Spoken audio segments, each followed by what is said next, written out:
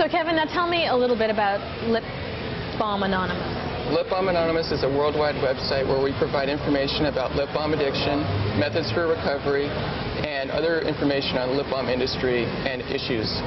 So now tell me, is there's seriously people out there who are addicted to lip balm, or is this a bit of a joke? I can tell you I was addicted to lip balm. I was using several times a day, upwards of a dozen in some cases. It definitely was true for me, and for all the testimony that we've received, it's got to be a real issue because we've received an overwhelming response. So now you're telling me that you went through 12 or more lipsticks or chapsticks, Carmexes a day? I used it, applied it on myself a dozen times a day in some cases. So it sounds like it could be. Now, is this because it's an obsessive compulsive behavior, or what do you think's causing the addiction? Well, doctors have proven that there are people that lick their lips on a more regular basis than other people, and those people I think are more addicted, more prone to a lip balm addiction because their lips dry out faster, and therefore those people are going to want to use lip balm more, and therefore the lip balm is sort of a never-ending cycle. Keep doing it. Now, you were telling me as well, now lip balm actually dries out your lips. It actually doesn't moisten That's right. your lips. It feels good at first, but after about a half hour or so, your lips are actually drier than they would have been if you hadn't used it, so in which case you have to apply more and more. So it's counterproductive almost.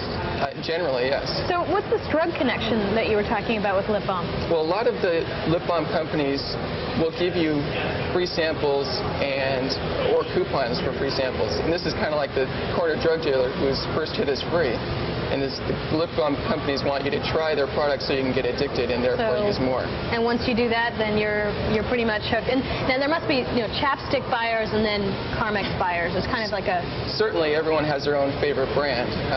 It seems to me that, based on testimony, that Carmex tends to be the most addictive of the various lip balms. That seems to be the one that keeps coming up for our hardcore addicts. Well, it's more convenient because it's in the little tube and the well, and it comes in a little container they call a pot, which has got some drug connotations.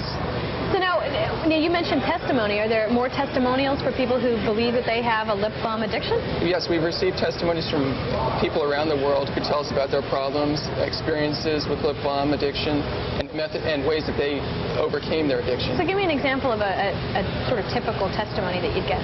Well, one woman wrote in and said that she was trying to get some Carmex out of the glove compartment of her car, and it was a hot day, and so the Carmex had gotten pretty gooey, and it spilled over her steering wheel, and she lost control of her car. Now, luckily, nothing bad happened, but this really brought the point home to her that she had a problem. Oh, my gosh. So now, now, it sounds like if you've got testimonies and you're kind of Lip Balm Anonymous, sounds like Alcoholics Anonymous. What do people who are part of NA or Alcoholics Anonymous, how do they feel about this website? Well, we haven't really received any specific responses from other recovery groups, although several other recovery web pages do link to us, which I believe is tacit approval of what we're doing. We've received some negative feedback from other people, including one person who worked for Blistex who didn't appreciate what we were doing. I'm sure they didn't. So now, if I had, let's say hypothetically that I had a minor addiction to lip balm, where would I start?